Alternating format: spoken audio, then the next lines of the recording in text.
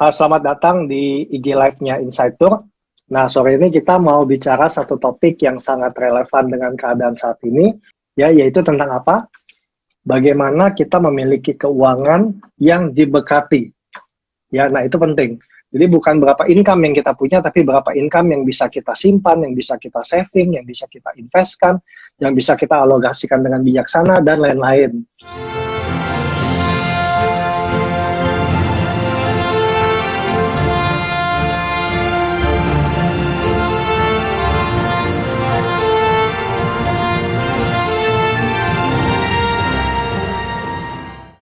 Nah, sore ini saya lagi bersama dengan, saya manggilnya Coach Steve.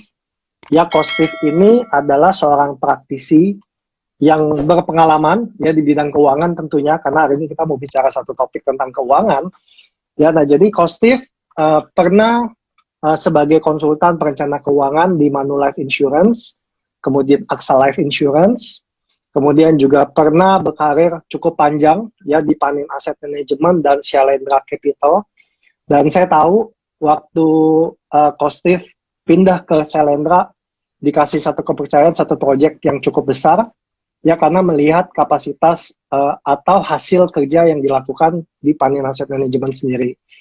Nah, jadi kelolaan asetnya Coach Steve juga saat itu di Panin cukup besar kok, dalam satu tim hitungannya ratusan M atau udah T waktu itu? Masih ratusan M sih. Ratusan M oke. Nah jadi dengan pengalaman yang cukup panjang dari Coach Steve, kita hari ini mau belajar sama-sama bagaimana sih supaya kita, teman-teman dan saya, kita bisa punya keuangan yang diberkati oleh Tuhan. Dan apa yang Tuhan inginkan bagi kita supaya kita bisa mengelola keuangan kita dengan baik. Nah sebelum kita mulai lebih lanjut nih Coach Steve, boleh dong sedikit cerita tentang kesibukan sehari-hari saat ini ngapain aja gitu ya. Silakan Coach Steve. Oke, shalom semuanya. Jadi kesibukan saya sekarang saya diberi kepercayaan untuk menjalankan bisnis di ekspedisi. Jadi ekspedisi yang ini namanya PT Yosua Berhasil dan Beruntung. Jadi yang saya kerjakan memang lebih banyak di operasional Jadi mungkin kalau teman-teman di sini pernah beli atau pernah merasakan satu produk mungkin nggak asing sih kalau teman-teman kenal Indomie. Nah, jadi di Kamilah adalah ekspedisi yang tugasnya adalah mendistribusikan Indomie tersebut dari pabrik ke store-store atau mungkin ke toko-toko, bahkan sampai ke rumah teman-teman sekalian di sini. Jadi, berarti di kondisi pandemik ini justru harusnya malah lebih banyak untuk pengiriman Indomie. Betul. Bahkan memang waktu pas di awal-awal kemarin waktu pas awal-awal pandemik ini mulai naik, sampai kita sempat di lockdown segala macam Jadi puji Tuhan memang distribusi Indomie ini meningkat. Jadi puji Tuhan. Jadi kita cari bantuan dari teman-teman, bisa support armada kita. Jadi puji Tuhan lah, kita syukurin lah masih tetap jalan armada saya kita. Dengar malah industri trucking sendiri sebenarnya nggak bagus-bagus banget karena dampak pandemik.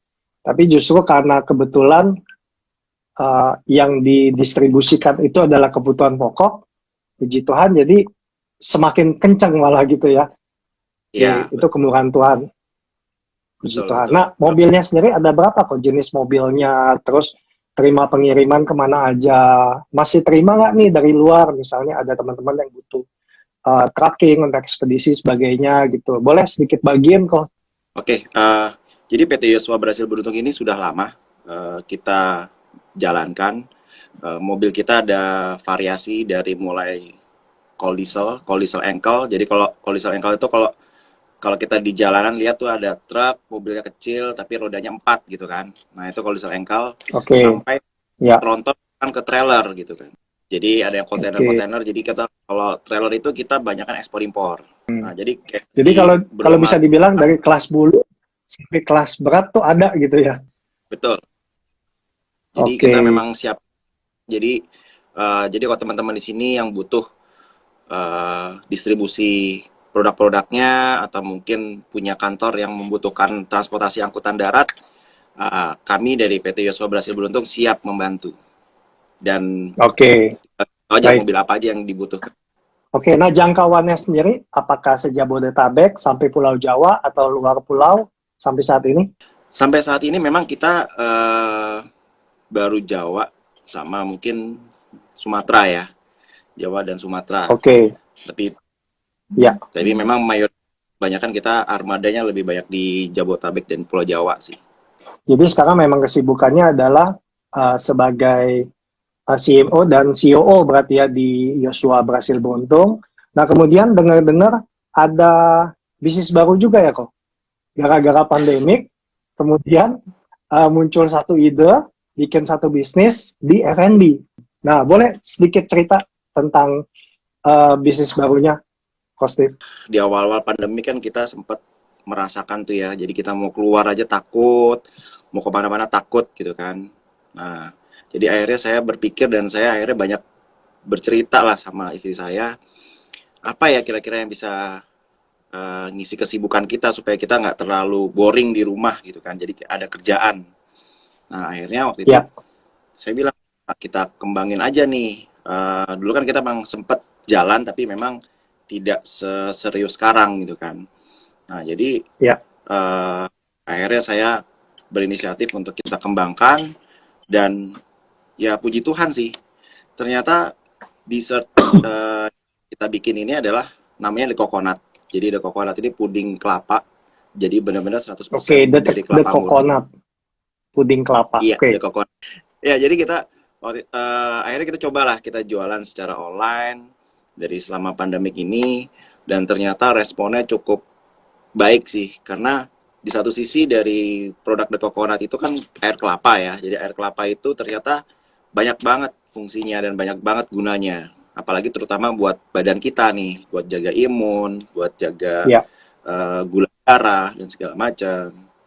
Jadi ya puji Tuhan pada saat kita serius di pandemik ternyata responnya bagus. Bahkan yang lebih bagusnya lagi nih, kan waktu itu kan sempat ada masa puasa ya. Iya, Nah, jadi pas betul. Kita baru habis lebaran nih. Heeh. iya. Nah, jadi pas Oh iya, puasa itu puasa, buat buka puasa tuh seger banget tuh memang air kelapa tuh. Iya, betul banget, setuju, betul banget. setuju. Iya, Jadi oke. waktu itu saya coba kemarin ke teman-teman saya terus mereka bilang, "Wah, seger banget ya kalau buka puasa pakai the coconut Mm-mm. puding kelapa." Iya, Jadi memang begitu. kalau Tuhan mau buka jalan tuh nggak ada yang bisa tutup. Ya, segala kemungkinan-kemungkinan bisa terjadi. Ya, bahkan istilahnya kayak buka satu peluang, momennya dapat nih, gitu ya. Jadi momentumnya bisa terus naik. Ya, puji Tuhan. Namanya apa tadi kok? The Coconut. Ada IG-nya nggak? The Ada Coconut ya IG-nya ya. saya follow di the coconut underscore ID. Underscore ID. Oke. Jadi teman-teman kalau mau cobain produknya silakan lihat di The Coconut underscore ID. Nah, oke, kita tadi sedikit perkenalan, kita udah kenal lebih dalam siapa itu Kostif, ya dengan segala pengalamannya beliau. Nah, saya mau tanya nih kok, di titelnya Kostif kan ada QWP. Itu kalau saya nggak salah singkatan dari Qualified Wealth Planner. Boleh nggak ceritain sedikit tentang QWP tadi? Dan pertanyaan kedua adalah pengalaman sebagai perencanaan keuangan sendiri, Kostif itu bagaimana pengalamannya? Jadi dari QWP atau QWP memang itu kepanjangan dari Qualified Wealth Planner. Nah, bahasa gaulnya adalah financial advisor lah, jadi perencana keuangan. Oke, ya. Jadi dulu saya pernah berkarir di dunia asuransi, terus kemudian di dunia aset manajemen. Nah, saya banyak menemukan beberapa nasabah-nasabah yang mereka tuh sangat ingin sekali tahu tentang merencanakan keuangannya itu seperti apa. Karena Oke. mereka mungkin dalam hidup, mereka tahu caranya dapat uang, mereka tahu caranya nyari kerjaan, tapi kadang-kadang mereka tidak tahu uang itu harus dipakai untuk apa aja. Nah, jadi, eh, QWP itu adalah salah satu perencana keuangan. Jadi kalau teman-teman di sini memang pengen tahu atau konsultasi tentang gimana sih kita mengelola uang yang benar, nah bolehlah cari-cari yang orang atau teman-teman yang memang punya qualified di certified di QWP, atau mungkin di atasnya lagi ada CFP dan banyak lagi sih yang memang punya Oke, kompetensi di dunia perencanaan keuangan. itu memang achievement jadi ya, maksudnya bukan nggak tiba-tiba saya saya baca buku tentang keuangan, terus saya pakai titel itu di belakang nggak bisa. Ya, tapi memang harus ada satu achievement tersendiri. Betul, betul. Nah, terus kalau kita balik ke kita punya tema, tema kita adalah keuangan yang diberkati.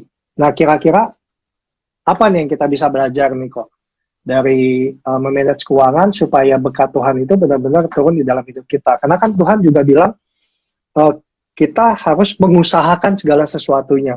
Nggak tiba-tiba kita minta sesuatu turun dari langit, langsung kita dapat enggak.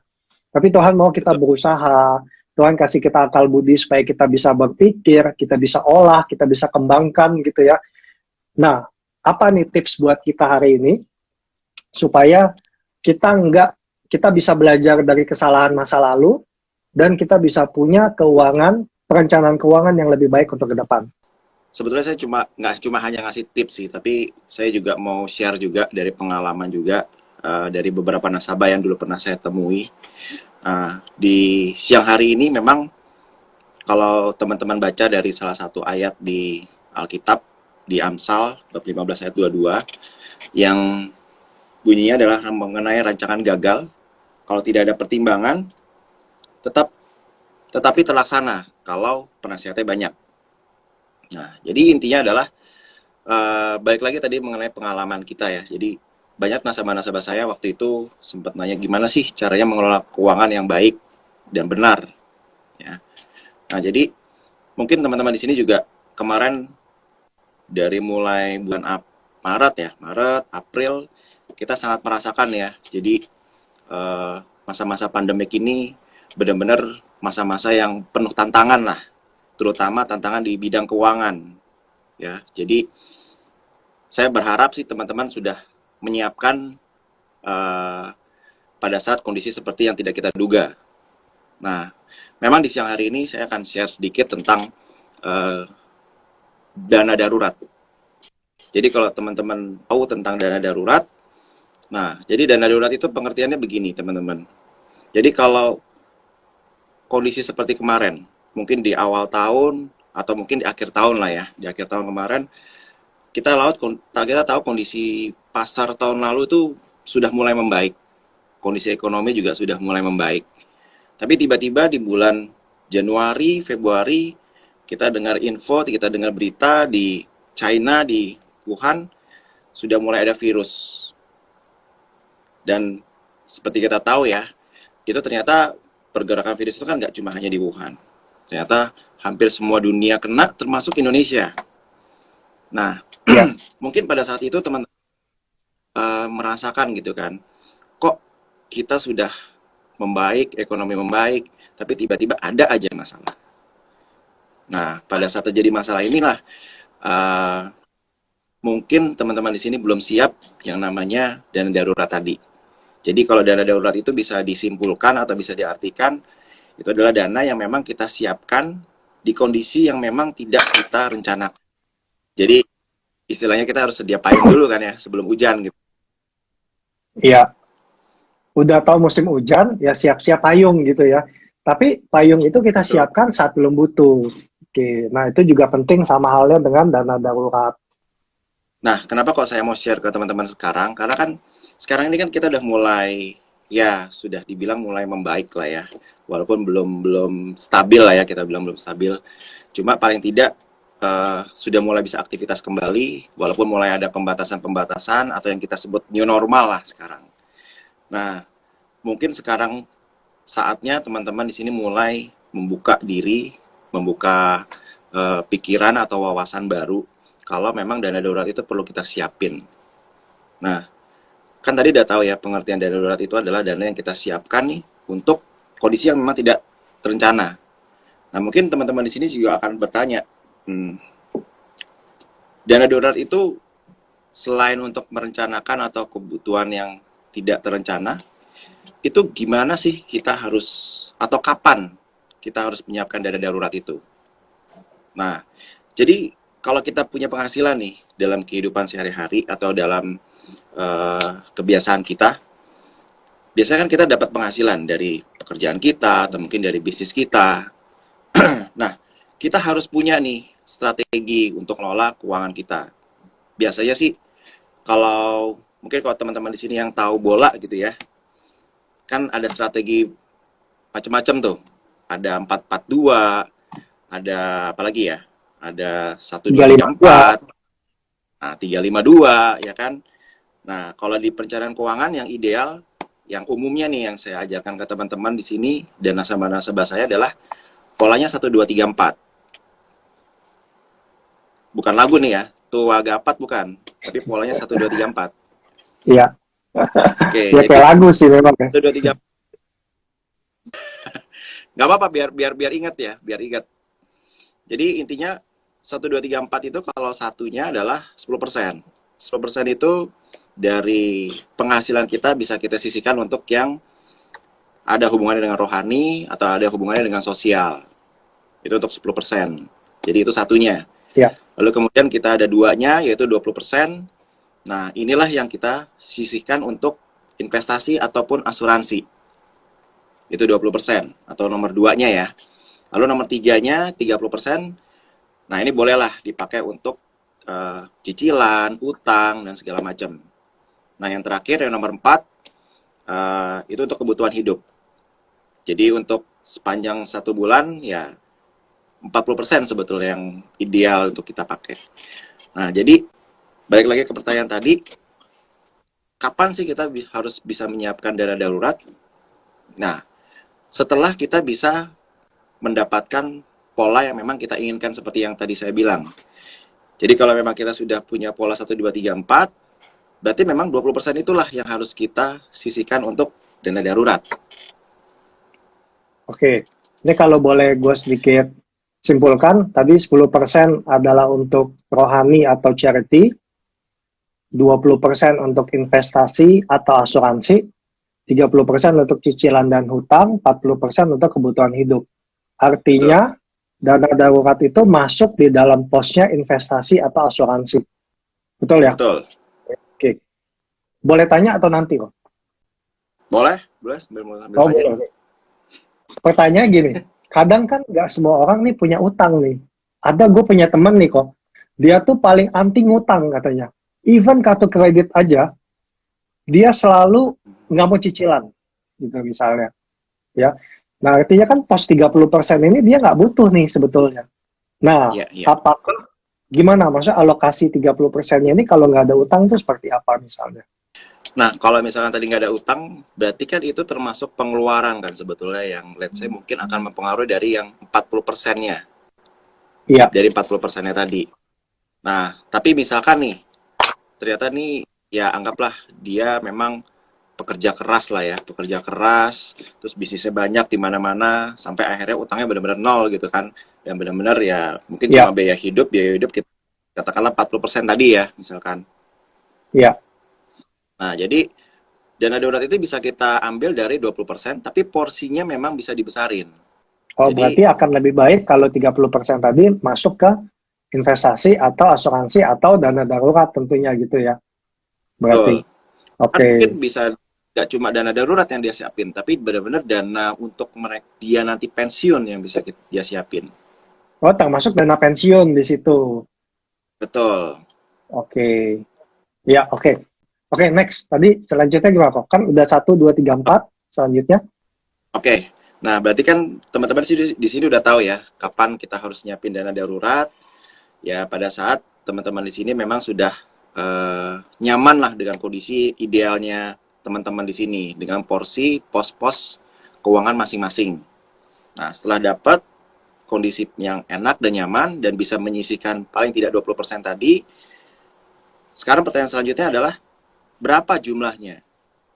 Kan pasti teman-teman di sini punya kebutuhan yang beda-beda ya. Jadi yang mungkin yang masih single dengan yang sudah berkeluarga, itu kan pasti akan besarnya jumlahnya akan beda-beda.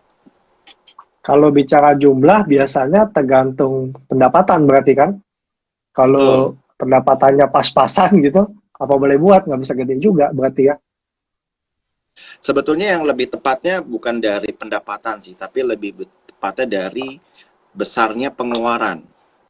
Jadi karena kalau pendapatan eh, ya kadang-kadang bisa naik bisa turun ya. Kalau kita misalkan kurang ya kita tinggal mikir gimana caranya kita bisa naikin pendapatan gitu kan. Tapi kalau pengeluaran Ya. mungkin akan sama gitu kan, atau akan cenderung naik dibanding turun gitu. Hmm. Nah, jadi kalau Ya. misalkan dana darurat itu ya jumlahnya itu memang patokannya adalah dari berapa besarnya pengeluaran. Nah, lalu mungkin tadi kan pertanyaannya berapa sih sebetulnya dari pengeluaran yang kita pakai untuk dana darurat tadi kan? Nah, biasanya sih saya selalu menganjurkan atau menasihati ke teman-teman atau nasabah saya, terutama yang masih single. Nah, sebaiknya tuh harus menyiapkan dana darurat itu kurang lebih 3 sampai 6 bulan ke depan. Oh, Sebesar besarnya 3 sampai 6 bulan. ya Ya. dikali dengan jumlah pengeluarannya tadi ya.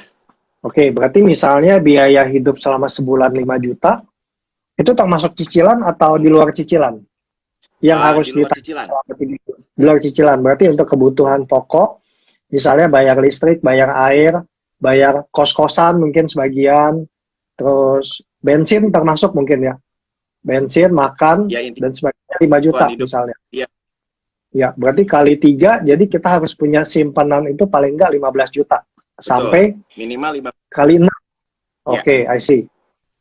Nah, itu bagi yang masih single ya, masih belum berkeluarga. Masih single, Nah, oke. kalau sudah berkeluarga sudah pasti akan lebih besar dan lebih lama. Jadi harus disiapkan paling tidak minimal 6 bulan sampai 12 bulan ke belakang. Gitu. Jadi teman-teman benar banget nih. Tadi kalau masih single 3 sampai 6 bulan supaya kita ada jaga-jaga. Ya masa iya ya selama 3 6 bulan kita nggak bisa ngasilin duit sama sekali kan. Tapi paling nggak Betul. kalaupun nggak ngasilin uang sama sekali selama 3 6 bulan kita tetap bisa hidup gitu. Nah jadi teman-teman ini penting banget nih kita bisa punya dana darurat sejak dini. Oke, nah tadi sudah ketahui ya, berarti teman-teman di sini berapa sih besarnya yang kita siapkan untuk dana darurat. Nah, mungkin pertanyaan selanjutnya adalah eh, di mana sih kita taruh dana darurat ini?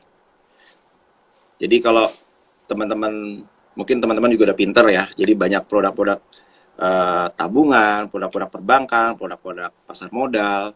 Nah, itu sebetulnya semuanya bisa dipakai untuk menyimpan dana darurat yang kita kumpulin tadi. Nah, sekarang pertanyaan Ya, yang selanjutnya adalah produk yang mana yang lebih efektif untuk menyimpan dana darurat? Contoh misalkan, mungkin kita tahu produk perbankan seperti tabungan. Nah, produk perbankan seperti tabungan memang mudah.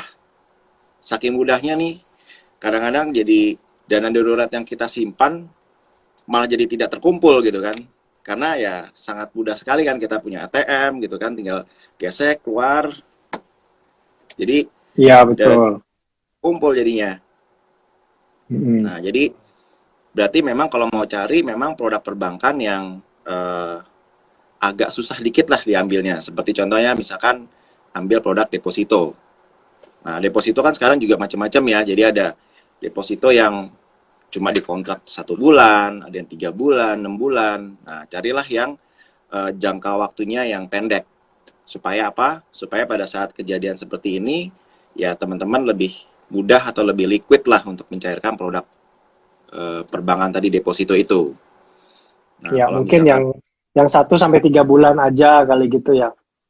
Tapi mungkin betul, kalau betul betul. kita bicara pendek sama panjang, pasti returnnya lebih lebih gede yang panjang kali ya. Tetap secara return bunga. Uh, Kalau dilihat dari jangka waktu, iya. Tapi kalau dilihat dari uh, ya misalkan dari tingkat bunga, tergantung sih. Karena memang gini, kita nggak bisa bilang kalau produk yang jangka panjang returnnya bisa lebih tinggi gitu kan. Nah, tinggi itu kan Ya, mindsetnya ke orang tuh kan kadang-kadang intinya mereka mengartikan itu per tahun tetap pendek gitu kan. Tapi padahal sebetulnya itu memang dalam jangka waktu yang panjang, tapi kita bagi per tahun. Nah, balik lagi ke tadi yang saya bilang kalau misalkan teman-teman di sini memang mau menyiapkan dana darurat, ya boleh taruh di salah satu produk perbankan yaitu deposito, lebih baik dibanding ditaruh di tabungan. Kalaupun misalkan nih teman-teman nggak suka deposito gitu kan, boleh taruh di tabungan, tapi ya mungkin ATM-nya disimpan lah atau disembunyiin, jadi nggak gampang diambil gitu kan. Iya. Tapi kalau pengalaman gua nih kok, naruh di tabungan, itu adminnya lebih gede malah dari bunga yang gue dapat. Jadi setiap bulan duitnya minus. Tapi itu Betul, benar, itu yang betul. gue rasakan nih. Gue lihat gitu ya, bunganya berapa, sekian ratus. Adminnya sekian ribu, gitu. Jadi mungkin lebih baik di deposito juga mungkin ya. Minimal, Ya, seminimal-minimal deposito. betul sih. Memang kalau deposito paling tidak biaya adminnya pada saat misalkan memang eh, dikontrak misalkan 3 bulan, tapi ternyata belum sampai 3 bulan, benar-benar dibutuhin. Nah, paling ketahuan biaya adminnya di situ tuh, kena potongan biaya admin berapa persen gitu kan dari Oke, ya total. kalau melanggar kontrak yang ada. Betul. Nah, sebetulnya saya juga mau ngasih tahu ke teman-teman di sini, mungkin teman-teman di sini belum tahu info. Jadi kita ada punya nih produk pasar modal yang namanya reksadana. Nah, jadi reksadana ini menurut saya lebih fleksibel kalau misalkan untuk menyimpan dana darurat tadi. Karena konsepnya dari reksadana sendiri cukup nyaman dan ya intinya kita bisa milih produk yang memang kita sesuai dengan karakter atau profil kita masing-masing. Nah, sebagai contoh Iya, misalkan atau Bro Mario udah pernah tahu reksadana? Nah, reksadana ya. itu kita seperti investasi di saham, tapi kita dibantu oleh manajer keuangan. Itu yang saya tahu sih, Ya, kurang lebih betul begitu. betul. Jadi reksadana itu, kalau gua nggak salah, sebenarnya hampir setiap bank punya ya kok ya reksadana ya. Gua sendiri dulu pernah pertama kali banget nabung di reksadana itu di Commonwealth Bank. Itu gua tuh waktu itu. Karena setelah gua hitung-hitung, Commonwealth Bank itu biayanya paling kecil. Bahkan dia transfer antar bank itu nggak ada biaya waktu itu. Ya. Nah, Hmm. cuman nggak tahu gimana nih menurut Coach Steve. Selain di bank, di mana, dan tentang reksadana itu sendiri seperti apa? Nah, jadi reksadana itu sebetulnya bukan produk yang asing ya. Jadi reksadana itu memang dulu pertama kali diperkenalkan lewat bank, eh, terus akhirnya sekarang mulai banyak manajer investasi yang memang langsung menjual produknya sendiri.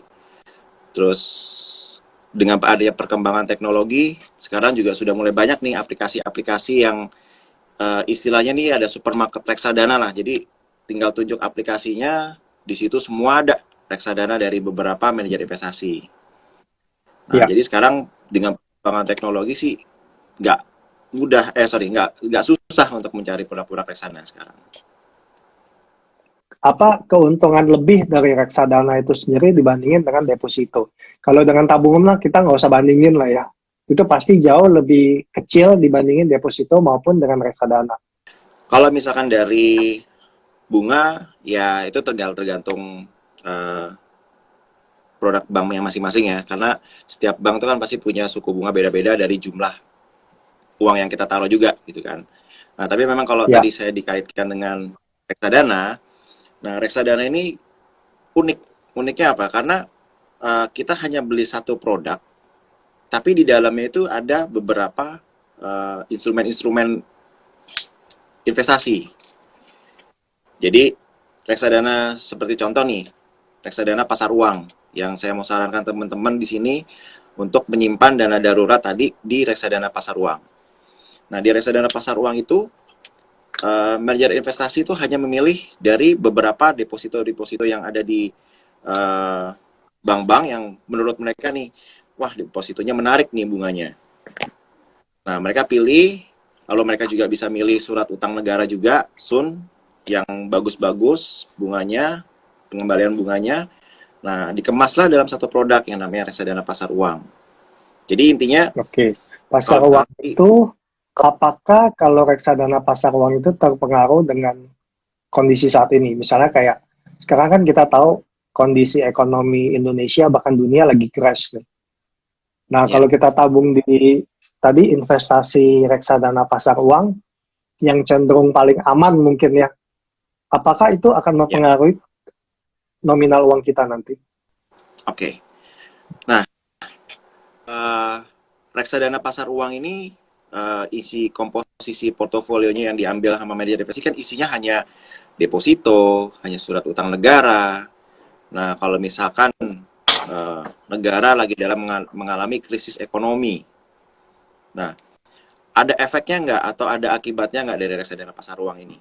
Efeknya tuh kecil sekali.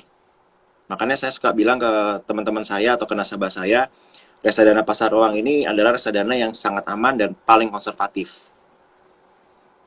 Oke, Jadi kalau misalkan teman-teman memang eh, seperti tadi merencanakan dana darurat, ya lebih baik kita taruhnya di reksadana pasar uang.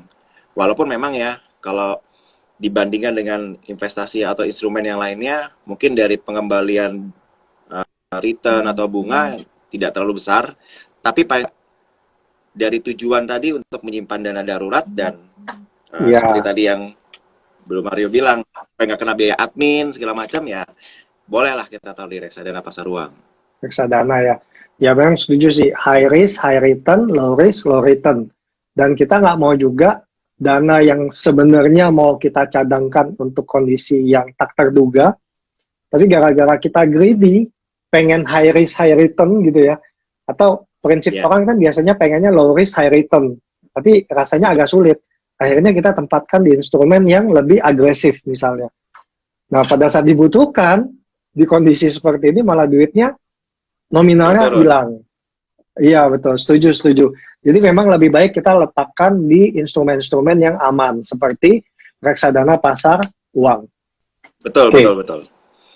Ya, jadi kalau teman-teman di sini mau menyiapkan dana darurat, tadi sudah tahu kapan disiapkan, lalu kemudian sudah tahu besarnya jumlahnya. Nah, sekarang yang terakhir kan teman-teman juga udah tahu nih produk yang disiapkan adalah produk reksadana pasar uang. berarti selain itu ada instrumen lain nggak? Selain tadi deposito, deposito juga cenderung mudah, ya. Tapi kalau deposito kan misalnya contoh kita ambil kontrak yang 1 bulan. Artinya kita baru, misal contoh tanggal satu kita masuk, artinya tanggal 1 tahun depan baru bisa dicairin. Betul ya, begitu ya. Nah, gimana dengan reksadana? Tingkat fleksibilitasnya tuh sejauh apa dibandingin dengan deposito? Kalau kita kan ngomong maunya kan bisa cair ya, kita kan butuh cash nih. Kita nggak butuh Ya, aset ya. atau portfolio pada saat lagi kondisi krisis, tapi kita butuh cash. Oke. Eh, untuk di reksadana pasar uang itu karena sudah produk yang sangat konservatif dan aman. Nah, keunggulannya lagi adalah sangat mudah dicairkan atau likuiditasnya tinggi. Jadi hampir semua rata-rata di pasaran, baik itu di bank, di manajer investasi maupun di digital platform, itu rata-rata untuk mencairkan reksadana pasar uang itu hanya butuh waktu 1 hari kerja atau kita sebutnya T+1 lah. Jadi misalkan hari Oke, ini teman-teman Senin, mau Jumat, cairin, hari kerja. ya Senin sampai Jumat hari kerja betul. Nah, balik lagi juga selain produk reksadana pasar uang itu mudah dicairkan atau liquid. Nah, dan bagusnya lagi adalah ya reksadana ini kan termasuk reksadana yang aman ya. Jadi intinya eh, dan selama mengendap atau tidak ada proses pembelian dan penjualan, biasanya reksadana itu tidak ada biaya adminnya. Oke, tidak ada biaya admin. Nah, ini menarik nih teman-teman. Karena admin walaupun sedikit, tapi ternyata uh, kalau setiap bulan lumayan juga ya sebenarnya. Betul. Jadi kalau misalkan nih, contoh nih misalkan teman-teman sini kan tadi setiap bulan sudah mulai menyisihkan atau disiplin lah ya 20% taruh nih di pasar uang, kita tambah terus. Nah, selama teman-teman melakukan pembelian dan penjualan atau tidak ada transaksi atau didiemin lah misalkan ditaruh terus saya diemin gitu. Nah, itu tidak ada biaya admin. Jadi tidak ada biaya administrasi per Oke, bulan. Bahkan kadang-kadang ada beberapa manajer investasi itu yang tidak mengenai sama sekali biaya admin untuk reksadana jenis pasar uang. Oke, Jadi jadi dari sisi biaya memang jauh lebih kecil. betul. Jadi dari sisi likuiditas bagus, gampang dicairin, dari sisi biaya sangat minim, bahkan kadang-kadang suka tidak ada biaya admin. Lalu yang ketiga ya tadi itu, produknya sangat aman dan sangat konservatif. Ya, bahkan dari sisi return juga lebih tinggi dari deposito tentunya. Karena Ya, kalau deposito itu kalau saya nggak salah kita masih dikenakan pajak. Iya, dari hasil dari bunga, pajak bunga namanya kalau saya nggak salah tuh. betul. Betul ya kok? Ya. Nah, dan Oke. reksadana Nah sekarang juga ya. produk yang bebas pajak juga. Oh, bebas pajak juga. Oke. Jadi bunga itu sudah pajak final. Jadi intinya kalau pajak final itu tidak dibebankan ke nasabah. Oke. Nah sekarang tabungan, selain tabungan, deposito, kemudian reksadana, apakah ada instrumen lain yang disarankan untuk kita menabung dana darurat? eh untuk jenis dana darurat sih, saya hanya menyarankan tiga produk ini. Tabungan, Oke, deposito, berarti antara ataupun reksadana deposito, pasar. tabungan, atau reksadana. Ya, dengan segala kelebihan dan kekurangannya. Nah, sekarang gue ada satu pertanyaan lagi nih kok. Ini kan kita bicara soal memanage keuangan. Ada istilahnya 1, 2, 3, 4. 10%, 20%, 30%, 40%. Ini gue mau tarik dari sisi perjalanan rohani. Ya, karena pengalaman kita itu biasanya kita ada beberapa tamu, bahkan ada beberapa grup yang kita fasilitasi, itu mereka nabung untuk ke Holy Land. Nah, ada yang nabungnya waktu itu pernah setahun setengah sebelum. Dia satu gereja tuh. Jadi semuanya nabung 1,5 tahun sebelum. Kemudian ada yang cukup pendek waktu itu. Cuman 4-5 bulan nabung. Jadi nggak full, sisanya mereka harus nambah. Nah, Ya, dari sisi seorang web planning, ya gimana sih baiknya bagi tamu-tamu ya supaya kita bisa mengedukasi mereka juga bagaimana sebaiknya menyiapkan dana-dana tadi ya instrumennya di mana atau sebaiknya berapa lama sebelum. Nah terus kadang ada yang bilang gini nih, oh berangkatnya udah sebentar lagi nih, 3 bulan lagi sudah tutup pendaftarannya, udahlah nggak usah nabung deh. Nah gimana tuh? Apakah pola pikir seperti itu tepat atau ya nggak apa-apa nabung aja sisanya nanti tinggal ditambahkan jadi nggak terlalu besar misalnya begitu. Nah bagaimana kok sebaiknya? oke, berarti ini tadi kita membahas tentang gimana sih kita merencanakan keuangan untuk perjalanan rohani ya. Nah, Ya betul. harus di set dulu adalah berapa jumlahnya, berapa jumlahnya yang memang kalau misalkan saya mau ke sana sendirian atau saya mau ke sana bertiga gitu kan. Nah, itu kan udah ketahuan nih jumlah kira-kira paket sekarang berapa. Nah, terus kita mau Ya. rencananya mau pergi ke ziarahnya itu kapan gitu kan. Nah, anggaplah misalkan setahun lagi atau 2 tahun lagi lah kita mau berangkat ke Holy Land gitu kan. Nah, anggap misalkan saya sendiri itu saya tahu nih harga paketnya misalkan lagi low 30 season lah juta gitu kan. misalnya. Ya. 20 juta gitu ya. Nah, 20 juta kalau kita siapkan selama setahun berarti kan kurang lebih kita cicil nih setiap bulan ya 20 dibagi 12 ya kan. Ya. Nah, kalau kita nyicil atau nabung di bank ya seperti tadi Mario bilang kan pasti ada biaya-biaya admin nih yang kita potong lah dari biaya yang atau dari dana yang kita nabung ya selama sebulan. Ya. Nah, kalau di dana ini ya seperti yang tadi saya bilang di reksadana pasar uang itu setiap bulan kalau teman-teman taruh gitu ya, itu kan tidak ada biaya adminnya. Bahkan ada bunganya malahan. Nah, jadi Oke. mungkin yang tadinya kita misalkan dibagi 12 atau saya paling gampangnya 24 lah ya, 24 juta misalkan total paketnya gitu. Di 12 kan berarti teman-teman di sini tiap bulan harus taruh 2 juta gitu kan tiap bulan. 2 juta Nah, mungkin di sebulan. Ya. 2 juta betul. Nah, kalau di reksadana apalagi yang jenisnya pasar uang ya mungkin tidak perlu 2 juta misalkan. Mungkin hanya perlu 1,8 atau perlu berapa juta atau lebih rendah lah intinya. Jadi Oke. lebih mudah sebetulnya mempersiapkan dana untuk perjalanan rohani tadi. Ya, tapi tetap lebih baik di pasar uang ya biar pada saat dibutuhkan jangan sampai terpengaruh oleh kondisi ekonomi saat itu. Betul. Ya nggak lucu udah nabung, ternyata pas sudah mau berangkat, ekonomi lagi crash. Nilai uangnya dari bukannya nambah dari 100%, dari 24 juta, tiba-tiba nilainya cuma tinggal 15 juta. Ya sayang. Betul. Gitu, oke. Nah, kita sendiri sebenarnya di Insightur, itu kita ada mengedukasi juga para tamu, ya supaya mereka menabung. Karena kadang kalau kita, mungkin bagi sebagian orang nilai 25 sampai 35 juta nggak terlalu besar. Tapi walaupun nggak terlalu besar, kalau memang bisa dialokasikan seperti yang tadi Kostif bilang, itu akan jauh lebih baik. Kenapa? Karena kita pertama membiasakan untuk disiplin, kedua nilai uang kita bertambah nih. Gitu. Jadi bukan Betul. cuma dapat buat perjalanannya, plus dapat sedikit buat uang jajan berarti ya kok ya. Kalau kita nabung di reksadana contoh. Gitu. Nah, kita juga ada di Insightur, kita tuh sengaja nggak nabungin duit tamu itu di kita. Jadi kita melibatkan pihak ketiga. Ada perbankan, ada juga perusahaan aset manajemen. Itu yang kita lakukan. Ya, jadi setuju banget sih yang tadi barusan Kostik bilang. Ini juga jadi satu ilmu buat kita supaya kita bisa mengedukasi orang lebih baik lagi. Ya, daripada ditabungnya di tempat yang gampang diambil, pertama kuncinya tadi ya. Kalau kita tabung di tabungan, pertama gampang diambil. Ya, dan di tabungan juga bunganya kecil, biayanya besar. Betul. Ya, di deposito masih ada pajak ya. Tapi kalau di reksadana, itu bebas pajak, nggak ada biaya bulanan, dan returnnya lebih besar. Jadi memang lebih baik ditabungnya di reksadana. Ya, betul. Betul sekali, Mario.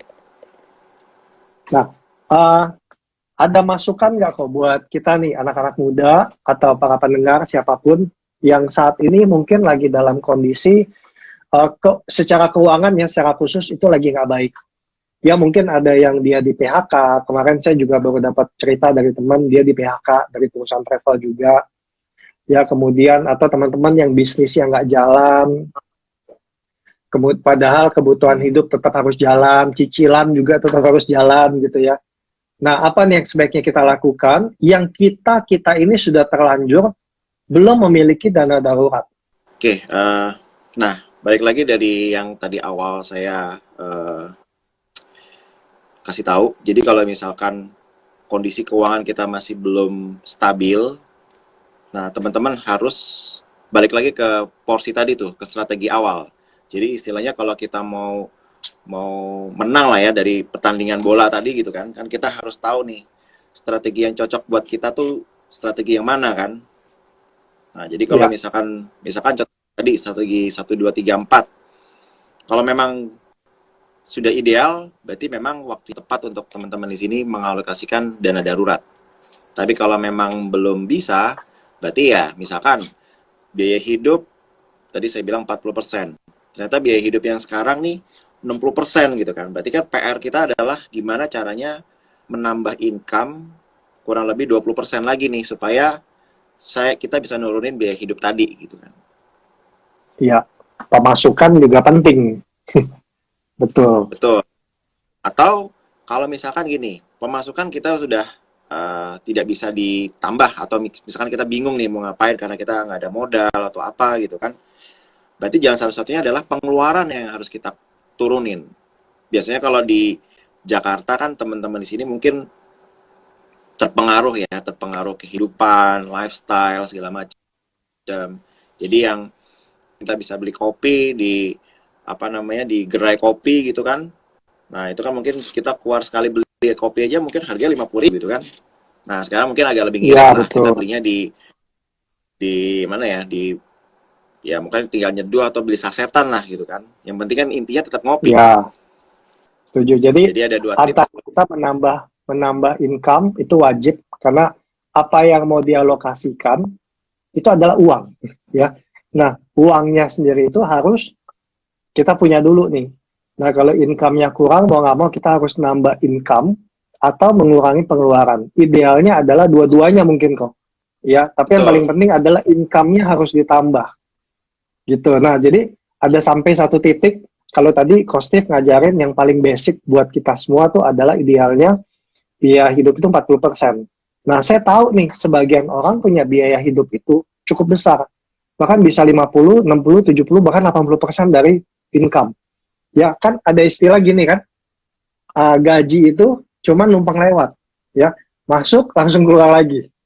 Nah, itu kebanyakan yang terjadi. Nah, itu pola yang nggak sehat berarti kok.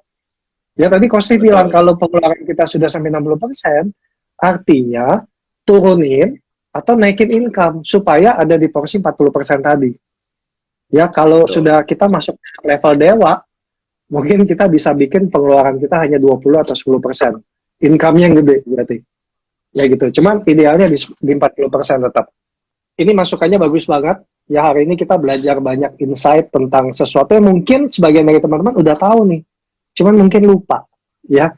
Nah, tadi apa yang Coach Steve bagikan, itu sangat penting buat bekal kita, teman-teman dan saya, terutama di saat-saat seperti ini, kita harus bijaksana menggunakan uang. Ya, nah, closing statement-nya, Coach Steve, kita tinggal nggak sampai 5 menit sebelum kita akhiri. Kita mau dengar closing statement dari Coach Steve. Tadi pesan-pesannya udah, apa nih Coach Steve yang bisa kita jadiin pegangan? Oke, saya cuma mau kasih 3 pesan aja. Banyak juga ya, 3 ya ternyata.